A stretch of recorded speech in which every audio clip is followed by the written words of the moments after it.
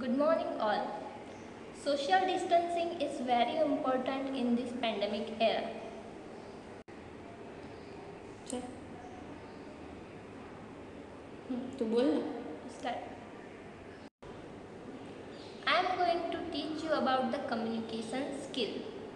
What is communication skill?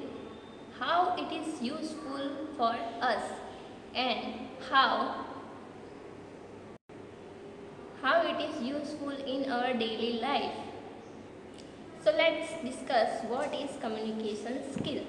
Communication skill is very important for us. We are living in so era in this communication is very important, not at the personal life but at academic and professional life also. Communication starts from our birth. Even a baby cries that it means other understand that its needs. Communication એટલા માટે important છે કે આપણે જ્યાંથી જન્મ લઈએ છીએ ત્યાંથી જ એની શરૂઆત થઈ જાય છે. એક નાનું બાળક હોય છે એ જ્યારે જન્મે છે ત્યારે તો એ રડવાની શરૂઆત કરે છે, તો એ પણ એક કમ્યુનિકેશન છે કે એ જીવિત છે અને એના રડવાના અવાજ પરથી એ સમજી શકાય છે કે એની કઈ જરૂરિયાત છે. In our daily life, we can communicate with each other. In our family, we can communicate with our family members, our friends and relatives. આપણે દૈનિક જરૂરિયાતોમાં કમ્યુનિકેશન એટલું મહત્ત્વ છે કે આપણે આપણા ઘરથી જ શરૂઆત કરીએ છીએ કે આપણે આપણા માતા પિતા સાથે આપણા ફિલિંગ્સ, થોટ, આપણા જે વિચારો છે એ બધું વ્યક્ત કરીએ છીએ. In our academic environment, we can encounter with the various situations like speaking, writing, converse with friends, professors and other office staffs for the purpose of exam, seminar, proposal, report, group discussion, etc. આપણે આપણા academics દરમિયાન આપણે જોઈએ છીએ કે આપણે જે college કે સ્કૂલમાં હોઈએ છીએ ત્યારે આપણે આપણા મનની વાત કે આપણે કોઈ પ્રોબ્લેમ હોય તો એ આપણે આપણા ફ્રેન્ડ સાથે શેર કરીએ છીએ. કોઈ ક્વેશ્ચન હોય, કોઈ ડાઉટ હોય તો એ પણ આપણે આપણા શિક્ષક સાથે ડિસ્કસ કરીએ છીએ તો આપણને એનું સોલ્યુશન મળે છે.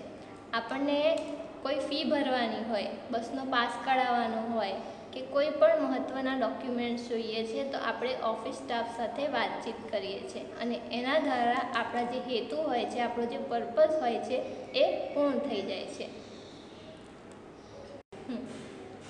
After completing your study, you take a professions and then you encounter with many people like your superior, your subordinate, etc.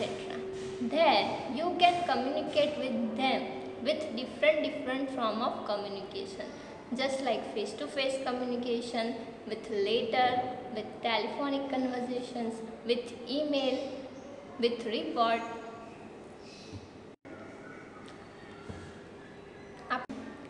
જ્યારે તમે અભ્યાસ પૂર્ણ કર્યા બાદ કોઈ પ્રોફેશનમાં જશો તો તમારે અલગ અલગ વ્યક્તિઓ સાથે વાતચીત કરવાની થશે. એ તમારા સુપિરિયર હોય કે તમારા કલીગ્સ હોય કે તમારી નીચે કક્ષાના વ્યક્તિ હોય તો એમની સાથે તમારે કમ્યુનિકેટ કરવું ખૂબ જરૂરી બની જાય છે અને એના કારણે જ આપણા જે હેતુઓ હશે, આપણી જે સિદ્ધિઓ હશે એ પૂર્ણ થશે.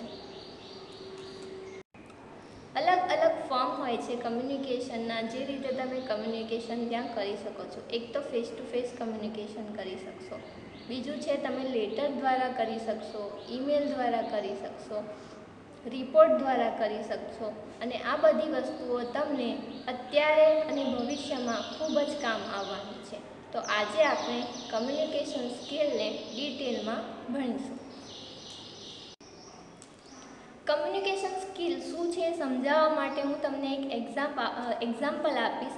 તમે જ્યારે લેક્ચર લઈ રહ્યા હોય છે તમારા લેક્ચરર, ત્યારે અમુક વસ્તુઓ તમને નથી ખબર પડતી, ત્યારે તમે તમારા લેક્ચરને ક્વેશ્ચન કરો છો કે આ વસ્તુ મને ખબર નથી પડતી, ત્યારે એ વસ્તુ સમજાવશે તમને, તમારો ડાઉટ ક્લિયર કરશે. અને પછી તમે એને સમજશો અને તમે એમને ફરી શું કહેશો? થેન્ક યુ કહેશો. તો આ છે એ કમ્યુનિકેશન સ્કિલ છે. Communication is nothing but it is exchange of idea, thought, feeling, emotions etcetera. Here I give you some definitions of many popular person. First, W.H. Newman give the definition of communication skill. Communication skills means exchange of idea, feelings, thought and emotions by two or more persons. W.H. ન્યુમેનના મતે communication એટલે શું? Communication એટલે exchange of idea. Exchange એટલે કે આપ-લે કરવી. જ્યારે એક વ્યક્તિ બીજી વ્યક્તિ સાથે એના વિચારો, એના જે મંતવ્યો હોય છે, એના જે ઇમોશન્સ, લાગણીઓ હોય છે, એ બધાને બીજી વ્યક્તિઓ સાથે વ્યક્ત કરે છે. એવું નથી કે એક વ્યક્તિ સાથે જ વાતચીત કરી શકાય, એક સાથે પણ વધારે વ્યક્તિઓ સાથે પણ આપણે વાત કરી શકીએ છીએ. American Management Association defined communication as any behavior that result into exchange of meaning. Communications derived from the Latin word communis, which means that share information, feeling and thought. Other word is transmit. ગુજરાતીમાં કહેવામાં આવે છે કે Latin word પરથી communication એ શબ્દ લેવામાં આવ્યો છે. કમ્યુનિસ મીન્સ શેર. શેર એટલે કે આદાન પ્રદાન કરવું, અને એના પરથી જ કમ્યુનિકેશનની ડેફિનેશન બનાવવામાં આવી છે. Communications mean exchange of idea, feelings, thought and emotions to one or more person. Let us discuss about the communication cycle. Communication cycle is very important and two persons are very important in this cycle. First, communication is two-way process. First is sender and second is receiver. These two are very important in communication cycle. Let us discuss first sender. What is sender? Sender means who that send message to receivers. Sender have an idea and thought, knowledge and something creative thing that he want to send with the receiver. Sender એ એવી વ્યક્તિ છે જેની પાસે idea હોય છે, knowledge હોય છે, thought હોય છે, કંઈક વિચાર હોય છે જે રિસીવરને એ કહેવા માંગે છે. અને જે કમ્યુનિકેશન સાયકલ છે એ સેન્ડરથી સ્ટાર્ટ થાય છે. So the sender is very important and first person in this communication. Second, encode messages. Encode means convert data into sign language. એક એક્ઝામ્પલ આપીને તમને સમજાવું છું કે મારી બર્થડે પાર્ટી છે અને મારે કોઈને ઇન્વિટેશન આપવું છે, તો હું અલગ અલગ ફોર્મ થ્રુ ઇન્વિટેશન આપીશ. કોઈને હું ફોન કરીશ, ટેલિફોન કરીશ, કોઈને હું લેટર લખીશ અને કોઈને હું ફેસ ટુ ફેસ કહીશ.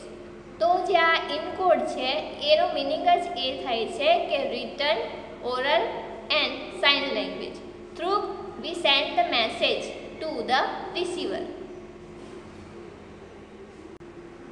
Then third is channel.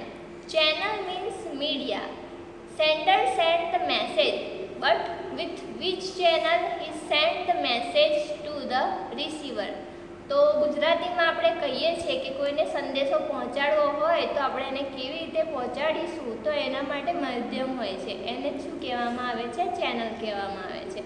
આપણે ટેલિફોનથી પણ પહોંચાડી શકીએ છીએ, આપણે કોઈને ટીવી દ્વારા પહોંચાડી શકીએ છીએ, કોઈને લેટર દ્વારા પણ પહોંચાડી શકીએ છીએ. હાલમાં આપણે જોયું કે કોરોના વાયરસ અત્યારે એટલો ઇફેક્ટ કરી રહ્યો છે લોકોને, પણ બધાને ખબર કેમ પડી? એ ચાઇનાથી શરૂ થઈને અહીંયા આવ્યો, તો એ આવ્યો તો કેમનો આવ્યો અને એની શું અસર થઈ, શું ગેરફાયદા છે, એ બધી આપણને ખબર કેવી રીતે પડી? તો એ આપણને ટીવીના માધ્યમથી ખબર પડી, મોબાઈલના માધ્યમથી ખબર પડી. જો એ ના હોત તો આપણને ખબર જ ના પડી હોત.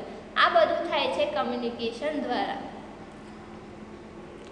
4 है decode message. Decode message means whatever sender send the message to the receiver and receiver understand it properly, it is called decode message. જ્યારે સેન્ડર કોઈ સંદેશો આપણને મોકલે છે તો ત્યારે રિસીવર એને રિસીવ કરે છે. ફક્ત રિસીવ કરવું જ એ મહત્ત્વનું નથી, પણ એને સારી રીતે સમજી શકે એ પણ મહત્ત્વનું છે કે સામેવાળી કેટલી વ્યક્તિ સમજી.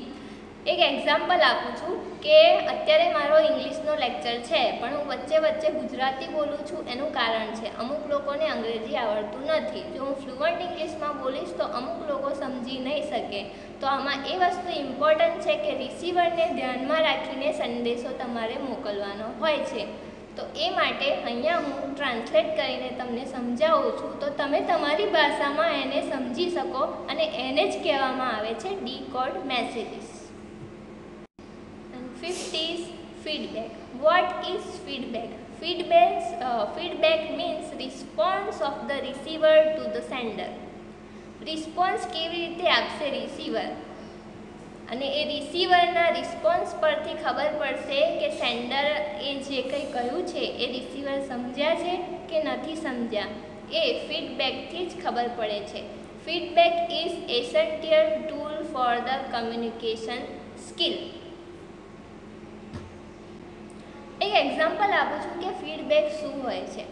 તો અત્યારે હાલમાં કોરોના વાયરસના કારણે બહુ મહામારી ચાલી રહી છે. તો આપણા માનનીય PM નરેન્દ્ર મોદી સાહેબે આપણને એક એડવાઇસ આપી કે બધા આરોગ્ય સેતુ નામની એપ ડાઉનલોડ કરે, જેના કારણે આપણા વિસ્તારમાં જો કોઈ કોરોનાગ્રસ્ત હોય તો આપણને ખબર પડે અને આપણે સાવચેતીના ભાગરૂપે એનાથી બચી શકીએ. તો અહીંયા નરેન્દ્ર મોદી છે એ સેન્ડર છે, આપણે છે એ રિસીવર છે. નરેન્દ્ર મોદીનું ઇન્ટેન્શન છે કે આપણે આ મહામારીથી બચી શકીએ. તો એમનો સંદેશો એમણે mobile through, TV through, means એક ચેનલ થ્રુ આપણી સુધી પહોંચાડ્યો છે, અને એ આપણી સુધી પહોંચી ગયો છે. પણ આપણે એને સમજ્યા છે, નહીં સમજ્યા, તો એ એક ફીડબેક છે. અને આપણે નરેન્દ્ર મોદીએ આપણને આરોગ્ય સેતુ એપ ડાઉનલોડ કરવાની કહી, અને આપણે એ ડાઉનલોડ કરી અને આપણે એનાથી માહિતગાર થયા, તો આપણે એમને શું આપી છે? ફીડબેક આપી છે. તો આપણે આગળ જેમ શીખી ગયા કે કમ્યુનિકેશન સાયકલ શું હોય છે, તો એમાં ફર્સ્ટ હોય છે સેન્ડર, સેકન્ડ આવશે ઇનકોડ મેસેજ, થર્ડ આવશે ચેનલ, ફરી આવશે decode message, and last feedback. I give you another example of communication so you can easily understand it. As we know, the doctor give us advice whenever we ill. આપણે જાણીએ છીએ કે જ્યારે આપણે બીમાર પડીએ છીએ તો આપણે ડૉક્ટર પાસે જઈએ છીએ, બરાબર? તો ડૉક્ટર આપણને એડવાઇસ આપશે. તો ડૉક્ટર શું છે? સેન્ડર છે. ડૉક્ટર આપણને કહેશે કે તમને આ બીમારી છે, તમારે આ મેડિસિન લેવાની છે, એ તમને પ્રિસ્ક્રાઇબ કરી આપશે, દવા લખી આપશે. તો એ શું થઈ? એક મીડિયમ થઈ ગયું, અને એ સંદેશો તમારા સુધી આવ્યો. તમે એને સમજ્યા કે હું બીમાર છું, મારે દવાની જરૂર છે, તો તમે શું કરશો? રિસીવર છો, તો તમે એ માહિતીને ગ્રાસ્પ કરશો અને તમે મેડિસિન લેશો, અને એ મેડિસિન ખાધા પછી તમે સારા થઈ જશો. તો એ ડૉક્ટરી માટે શું છે? એ ફીડબેક છે. Communication skill divided into two categories. First is verbal, second is non-verbal. First, verbal. What is the meaning of verbal communication skill? Verbal communication skill which is related to word, language. Verbal communication also divided into two categories. First is oral and second is written.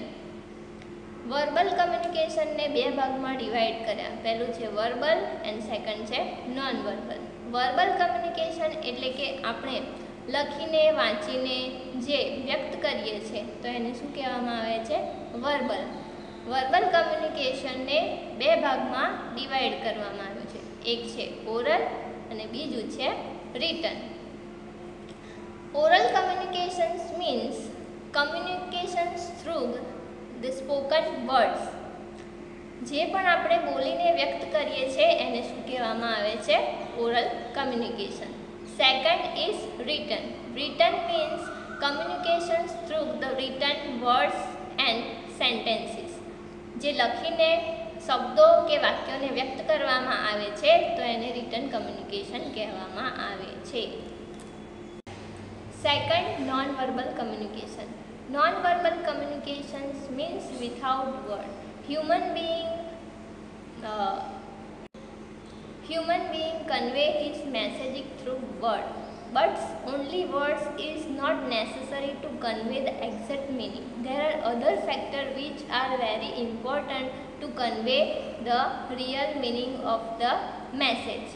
Our body language, our gesture, our postures, drawing, sign language, these all are related to the non-verbal communication, and it is very useful to convey the meaning of the message.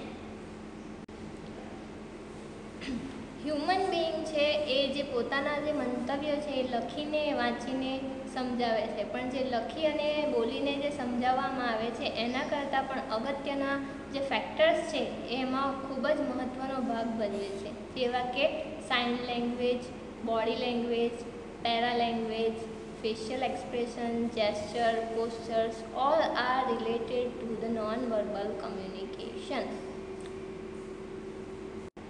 In non-verbal communication, first is sign language. So what is sign language? It is described in three types. First is audio signal, second is visual, and third is audio visual sign. First is audio signal. What is audio? Audio means there is example of drum beat. When drum beat is announced, many people gather at one place. Second example is alarm clock. With the help of alarm, we know the time of getting. Third is electronic bell, hooter, whistle, which are used in our office, which is the example of sign audio signal. Sign લેંગ્વેજમાં first છે audio signal. Audio means sound, જે અવાજ દ્વારા આપણને કંઈક communicate કરે છે, એના થ્રુ આપણે કંઈક સમજી શકીએ છીએ, તો એ એક છે ઓડિયો સિગ્નલ. આપણે સવારમાં ઉઠીએ છીએ, એલાર્મ વાગે છે, આપણે કોલેજ આવવાનો ટાઈમ થઈ જાય, એલાર્મ વાગે તો આપણે ઉઠીએ છીએ, વહેલા ઉઠીએ છીએ અને ટાઈમસર આપણે કોલેજમાં આવીએ છીએ, તો એ પણ એક શું છે? Audio signal. સેકન્ડ છે આપણી ઓફિસ હોય, કોલેજ હોય, સ્કૂલ હોય, તો એમાં ઇલેક્ટ્રોનિક્સ બેલ્સ છે, તો એના કારણે પણ આપણે ટાઈમની ખબર પડે છે, તો આ છે એક્ઝામ્પલ એ ઓડિયો સિગ્નલ્સના છે. Visual signal. વિઝ્યુઅલ મીન્સ જે આપણે જોઈ શકીએ છીએ એને શું કહેવામાં આવે છે? Visual signals. આપણા gesture, posture, facial expressions, pictures, films, cartoon, all are fall under the visual signals. ગુજરાતીમાં કહીએ તો જે આપણા હાવભાવ છે, આપણા જે ફેસના હાવભાવ છે, આપણા જે જેસ્ચર હોય છે, પોસ્ચર હોય છે, પિક્ચર હોય છે, ફિલ્મ, આ બધાને આ કેટેગરીમાં મૂકવામાં આવે છે. હિસ્ટ્રીની બુક્સ હોય, ઇકોનોમિક્સની બુક્સ હોય, જિયોગ્રાફીની બુક્સ હોય, આ બધા પણ શું છે? Visual signals. કલર ફોટોગ્રાફનું અત્યારે ખૂબ જ મહત્ત્વ વધી રહ્યું છે. કોઈ પણ કંપની હોય, હોટલ હોય, સિનેમા હોય, તો ત્યાં મોટા મોટા બોર્ડ લગાવવામાં આવે છે, એમાં હેડિંગ હોય છે, ફોટોગ્રાફ્સ લખેલા હોય છે, અને એ પણ એક મેસેજ કન્વે કરે છે કે ભાઈ અહીંયા આ મૂવી ચાલ્યું છે, તો એક મેસેજ થયો. કોઈ સારી હોટલ બની હોય તો એના મોટા મોટા પોસ્ટર્સ લગાવવામાં આવે છે, તો આપણને એ ખબર પડે છે કે આ હોટલ છે, અહીંયા જવાનું છે. તો આ જે વિઝ્યુઅલ્સ હોય છે, વિઝ્યુઅલ સાઇન હોય છે, એના થ્રુ પણ કમ્યુનિકેશન કરી શકાય છે, અને એ નોન વર્બલ કેટેગરીની અંદર આવે છે. Third is audiovisual communication. It is the combination of sound and sight.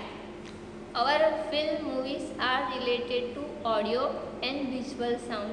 It is the example of audiovisual sound. Here are mass communication which is related to the non-verbal communication. આપણે જાણીએ છીએ કે movie ફિલ્મો એ બધાની અંદર આપણે સાઉન્ડને સાંભળી પણ શકીએ છીએ, અનુભવી પણ શકીએ છીએ અને ચલચિત્રને જોઈ પણ શકીએ છીએ. અત્યારે ન્યૂઝમાં ઘણા બધા આપણને અલગ અલગ દુનિયાની અલગ અલગ જગ્યાઓ આપણને બતાવવામાં આવે છે. એમાં ઓડિયો પણ હોય છે અને વિઝ્યુઅલ પણ હોય છે. બંનેનું કોમ્બિનેશન કરવામાં આવ્યું હોય છે. સો audio visual, and third is audio visuals are related to sign language, and sign language are fall under the category of non-verbal communication. તો આ ત્રણ વસ્તુ છે, ઓડિયો વિઝ્યુઅલ અને ઓડિયો વિઝ્યુઅલ એ સાઇન લેંગ્વેજમાં આવે છે અને જે સાઇન લેંગ્વેજ છે એ નોન વર્બલ કેટેગરીની અંદર મૂકવામાં આવે છે. Second is kinesis. Kinesis means the movement of body. Body language is most important in non-verbal communication. So what is body movement? The first is our head. Whenever teachers take a lectures and he asks the questions, so you raise your hand so we can understand that you know the answer of the questions. So our hand movement is very important. This is called body language. Second is head. If you don't know the answer, you turn your head this, so we can understand that you not know anything. કાઇનેસિસ છે એ આપણા જે શરીરના જે હલનચલન હોય છે એને કહેવામાં આવે છે.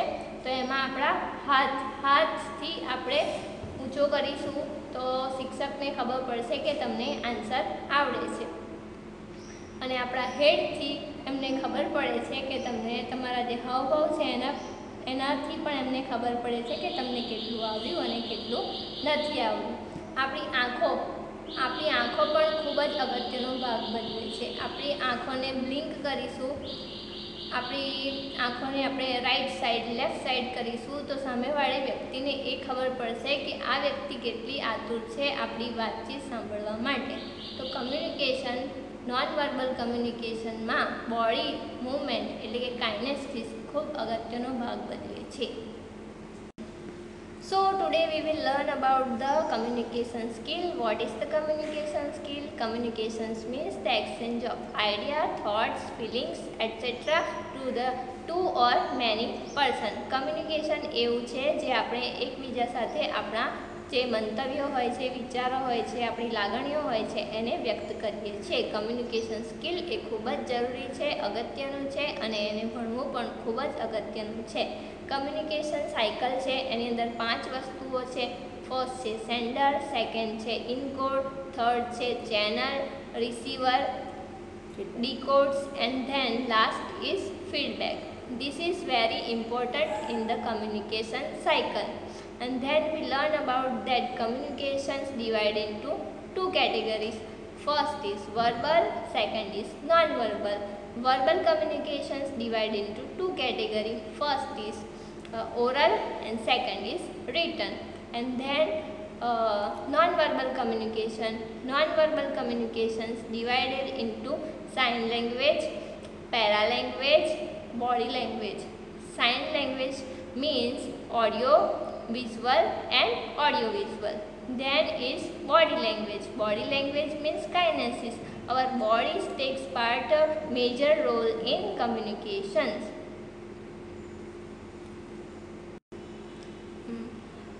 I hope that you all understand about what is communications and Steps.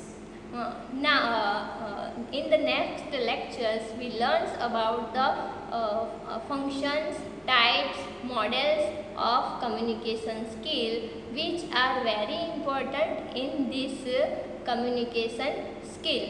So I hope that you like my videos. regarding the communication skill and you understand it very well.